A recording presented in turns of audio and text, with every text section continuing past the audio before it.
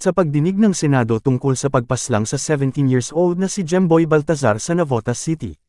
Senator Raffy Tulfo napikon kay Investigador Captain Arab Eho, dahil hindi ito nagseryoso pangiti-ngiti na parang aso. Ikaw yung nakakatakot na maging pulis. Ikaw yung mga tipong pagdating sa kalye, dapat katakutan. Sabi mo sa akin, saan ka gumagala-gala para sa mga araw na yon, iiwasan kita dahil natatakot na ako sa iyo. Dahil nakakatakot. Sa pagmumukha mo palang pangising-ngisi ka. Ngiting aso to Mr. Chair. Kanina pangiting aso siya. Senator Bato de la Rosa, pikan na rin sa mga sagot nito, kay Investigador Captain Arab Eho sa mga kasinungalingan nito at nagmamagaling pa. Huwag kang tayo-tawa, nagagalit si Tulfo sa iyo po. Yung para nakaluko ka. Ha?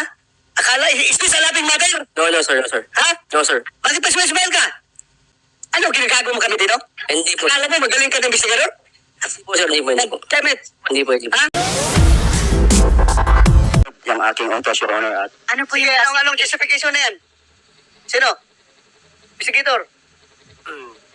Your Honors, I am Police Captain Arabejo, the Chief Investigation of Navotas City Police Station. Your Honor, there was no order to conduct paraffin test on the suspects, 6 suspects. During the Sir Chair, investigation... sorry to interrupt, Captain. Parang nasusurreal na ako. Parang bangungot na to. Sinasabi po ni dating Navotas City Police Chief, inutos nila, pero sinasabi po ni na Captain Arabejo, walang utos. Ano ba talaga? Bakit may lost in translation? Mr. Chair, baka may sagot si General Gabas sa misteryong ito? Yes, Your Honor, we tried, we had them explain kung bakit wala pong parapin. And according to the explanation of Captain Arabejo, who is the Chief Investigator, and Sergeant Galvez, who is the IOC, signed by them, according to them, sir, because positively identified na yung 6th involved personnel that discharged their firearm, quote and unquote. The 2 of them, quote, the undersigned have decided not to subject the said suspect to parapin examination. Therefore, we can see here, Your Honor, that not having the parapin test on the suspect was a clear, conscious, deliberate decision on the part of the Chief Investigator and the IOC, sir. Pinapayagan po ba yan, General Gapas? Hindi po ba SOP kapag may operasyon, arresting operation man ito, pero nagresulta sa ganitong putukan, may napatay pa? Hindi ba SOP ang pagkondukta ng paraffin test? Yes, Your Honor. So that's why kasama na ito dun sa mga administrative na kaso nila, ma'am, nahaharapin, ma'am, because of this. And Mr. Chair, mamaya itatanong ko kung hanggang administrative lang ba, wala bang kriminal. Besides, General, meron po bang na-recover na mga bala o basyo dun sa scene of the killing? According to the SOCO, ma'am, wala po silang nakuwang material evidence in the crime scene. Isa pa pong So, meron- misteryo. So, alam paano mo- Mr. Chair, imamatch sa Yeah. firearms ng ani? Alam mo, kayong dalawa, Tarpio at De La Cruz, you have a lot of explaining to do. Bakit? Ako, kahit na hindi ko nakita, sigurado ako pinagpupulot yung MTCL doon ng mga tropa ninyo. Bakit ko lang nakita yung suko, kahit isa man lang. So kung pinagpupulot ang mga MTCL, meron kayong intensyon na itago ang katotohanan. Ayaw niyong malaman na kung sinong nagpapaputok. Dahil tinago yung mga ebidensya. Tinanggal doon sa kapsin. Ang daming putok na narinig mo, di ba? Marami ka narinig na putok? Marami ka narinig na putok? Yes po. Yes, So ilang rounds, estimate mo? Doon po sa 5 po, except po kay Sergeant Maliban, tag-iisa lang po, Your Honor. Tag-iisa. Opo. Tag-iisang round. Tag-iisang putok po. Isang putok. Opo. Si Maliban, ilan? Mga 3 hanggang 4 po. 3 hanggang 4. Nakita mo? Yes po. So saan siya nagpapaputok? Sa tubig po. Tubig. Sa ilog po. Alam mo, Mr. Chair. Yeah, dali lang. Captain Arabejo,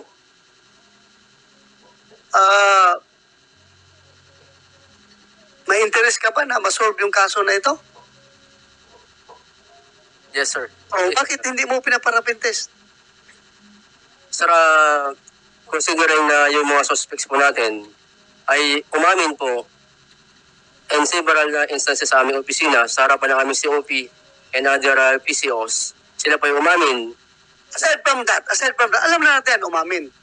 Oh, aside from that, di ba mas makabuild ka ng stronger case kapag meron pang, aside from the testimonial evidence, meron ka pang scientific evidence para madiin sila. Oh, bakit hindi mo? No, ang testimonial evidence, pwede yang marikan, di ba? Pwede yang mabago, pero ang scientific evidence is the solid. The best evidence that we can provide to the court. Bakit hindi mo ginawa?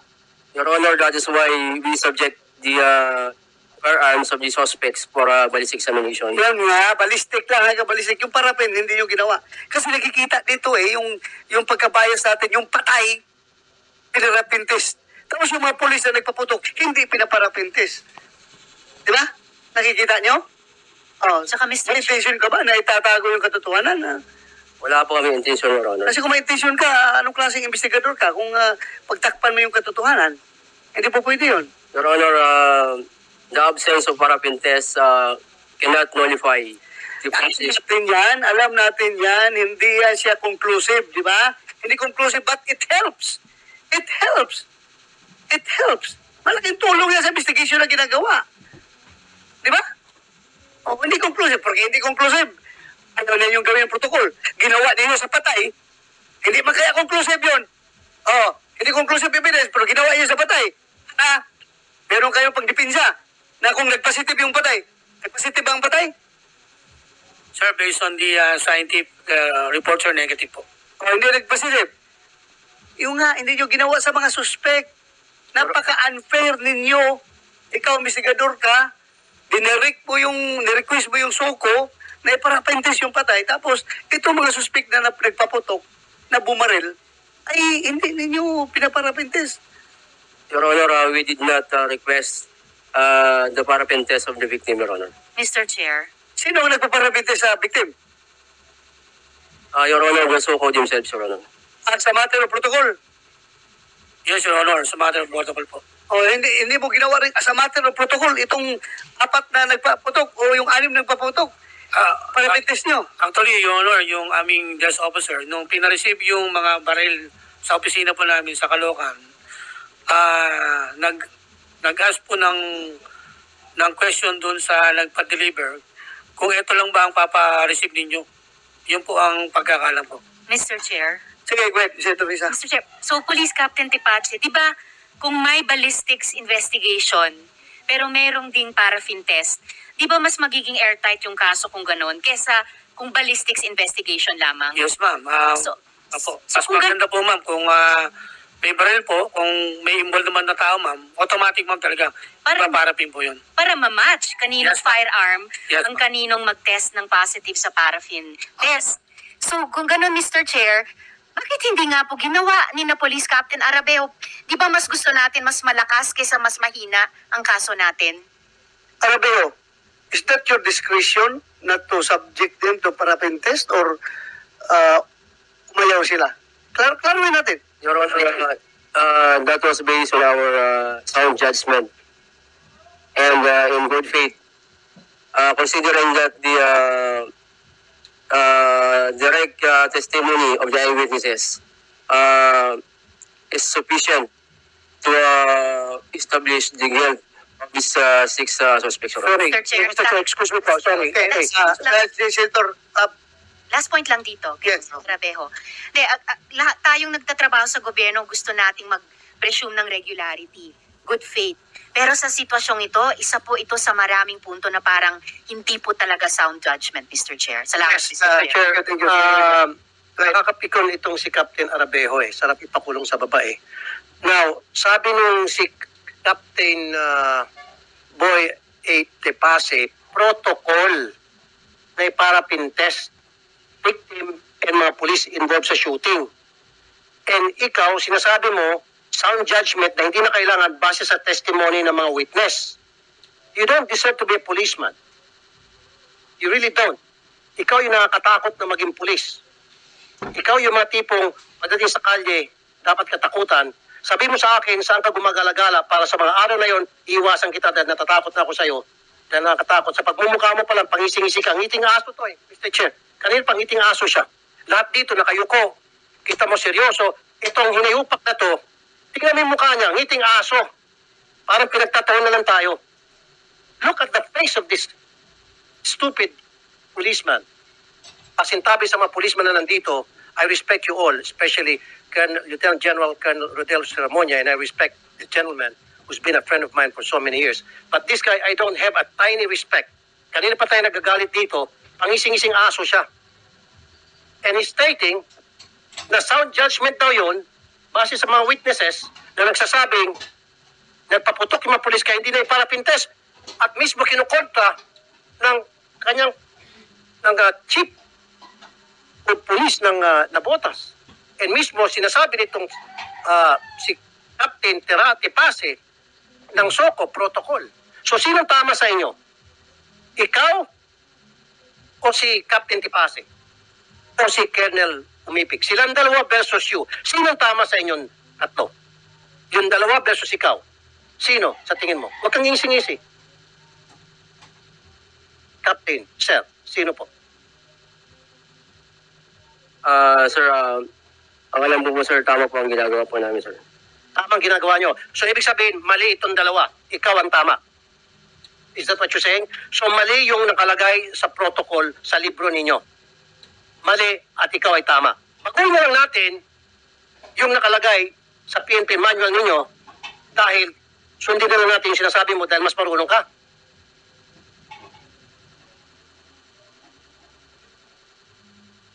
You see, you cannot answer. Kasi alam mo, mali ka. Kaya lang talaga, Mr. Chair, ang sarap ipa-contempt din to eh.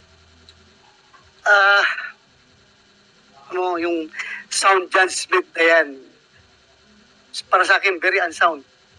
Very unsound yung judgment mo. He's making stupid out of all of us here. Really? Gusto mo gawin tayong mga tanga rito. Naging kapitan ka lang, akala mo, alam mo na lahat, katalunin mo na, pati si General Sermonia.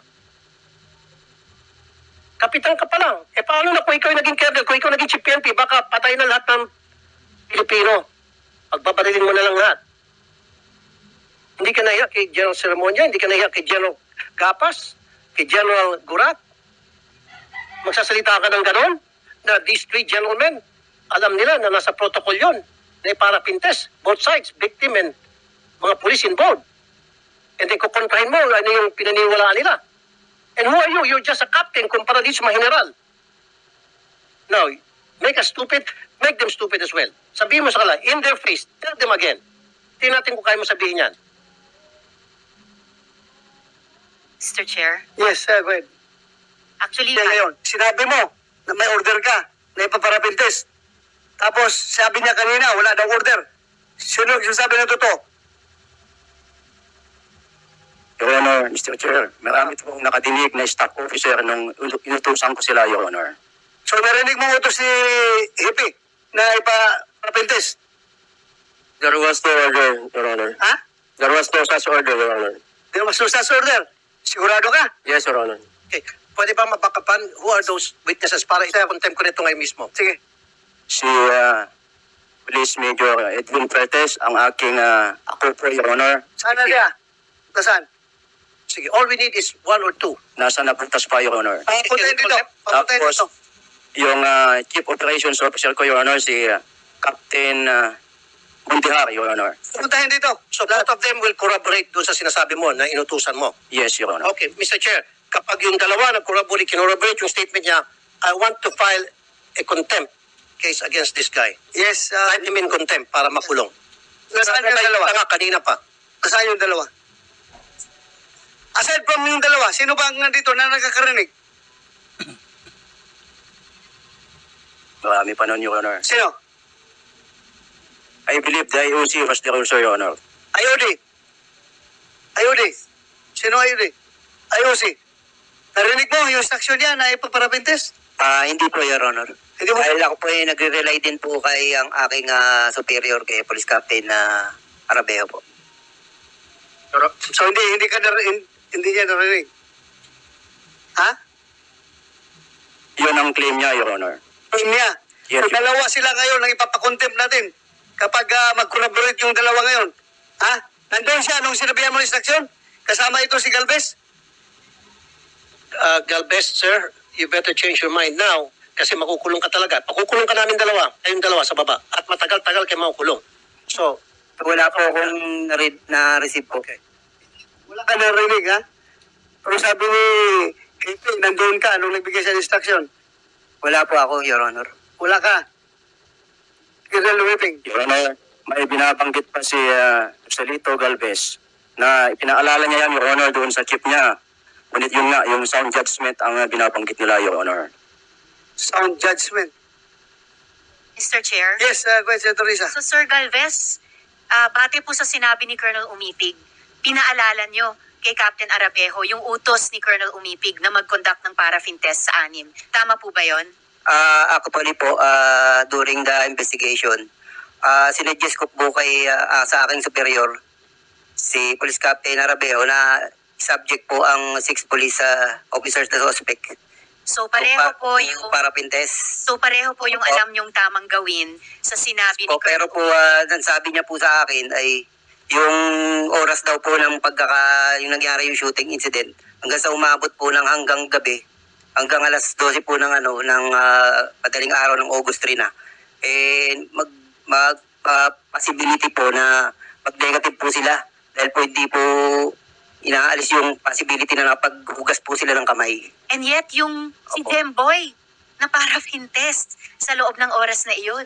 Yes po, kasi yung protocol po kasi na Ma'am, ilang days ba? Bago mawala yung... Sir, sa protocol po, sir, ng chemistry manual, within 72 hours po. 72 hours. Nagsisinungaling na naman tong dalawa. See? Kanina, sandali lang, Mr. Chair. Kanina, sabi niya, sound judgment, kaya hindi na siya nagpa-paraffin test. Ngayon, yung sa'yo naman, sabi niyo, base sa kasasabi mo lang ngayon, dahil nag-lapse na, kaya lapse na doon sa time na pinaparapin test yung isang tao dahil maaaring nabura na. So, magkakaiba ang inyong statement, magkakaiba ang inyong stand. Yung sa akin po, Your Honor, yung po ay totoo, yung pag-suggest. Pwede totoo na magkakasalungat kayong mag-boss, kayong mag-amo sa inyong mga pananaw, sa inyong mga paninindigan. That's what I'm saying. Then lumilitaw na talagang sinungaling kayong dalawa dahil itong si Colonel Umipig, meron siyang 2 testigo na talagang pinagsabihan kayo na paraffin test. And alam nyo na protocol yan. At kasasabi lang ni Captain Tipase na 72 hours, ginigiba yung sinasabi mong after 1 day, mapapaliwala na o baka mag-negative na. Sabi ni Captain Tipase, dapat up to 72 hours, pwede pa. See, tad-tad ka ng kasinungalingan. Alam nyo, kayo mga investigador, babalik na naman tayo dyan sa kung gusto, may paraan. Kung ayaw, maraming dahilan. Gusto ninyo pagtakpan yung mga kasamahan ninyo? Bakit ayaw niyo ginawa yon? Tingnan nyo, lumabas tuloy ngayon na bias kayo against the victim. Siya pinaparapin test.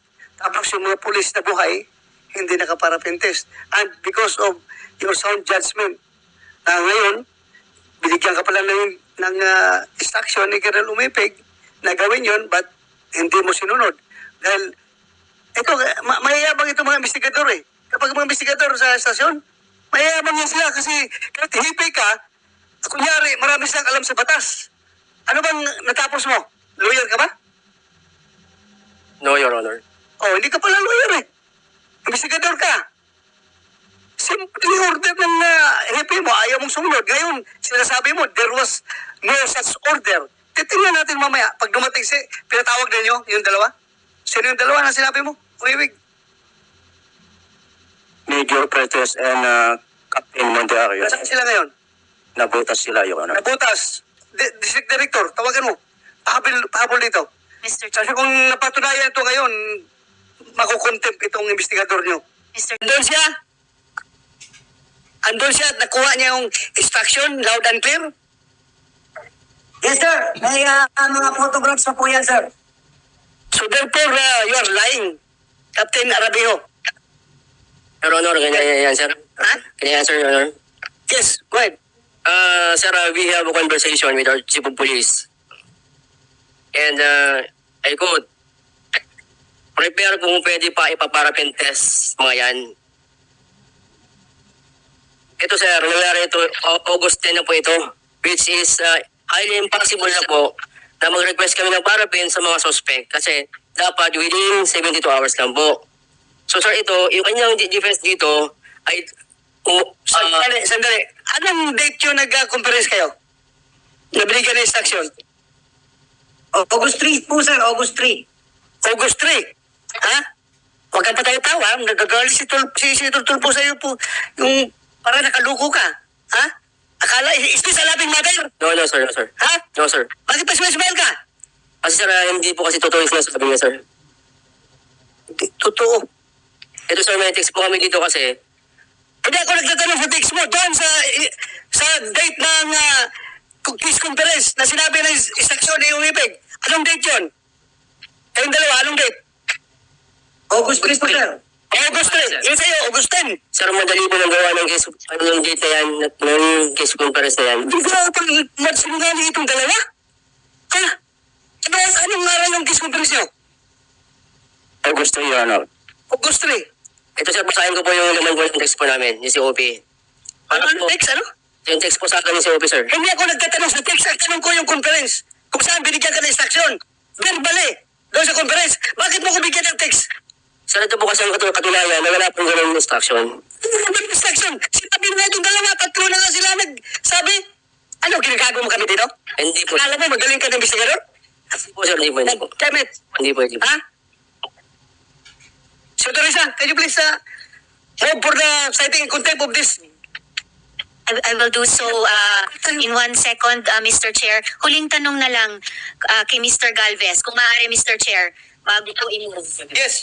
Mr. Chair, salamat. Gusto kong bigyan ng huling-huling chance si Mr. Galvez. No, patotohanin talaga. Yung sinabi ni Colonel Umipig, yung sinabi ni Captain Mondejar, yung sinabi ni Major Puertes, no? Yung sinabi ng iba niyong mga colleagues dito. Naalala niyo po ba yung instruction na yan? August 3, sa emergency meeting tungkol sa after-action report na talagang nag-utos si Colonel Umipig ng paraffin test sa buong 19 na iyon. Actually, Your Honor po, hindi po ako nakaabot nung time na sinasabi niya verbally po ni aming Chief of Police yung pagkandak ng parapin. Kasi po, kalahati na po ng briefing ako nakarating po. Kaya hindi ko po na-witness na yung verbal instruction po sa aking superior. Pero sabi niyo rin sa amin kanina, pinaalalahanan niyo si Captain Arabejo na dapat mag-paraffin test.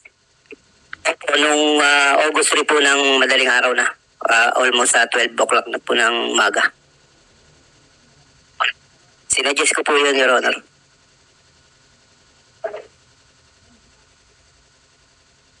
Kung gayon, Mr. Chair, on behalf kay Senator Raffy Tulfo and with the guidance of the Chair,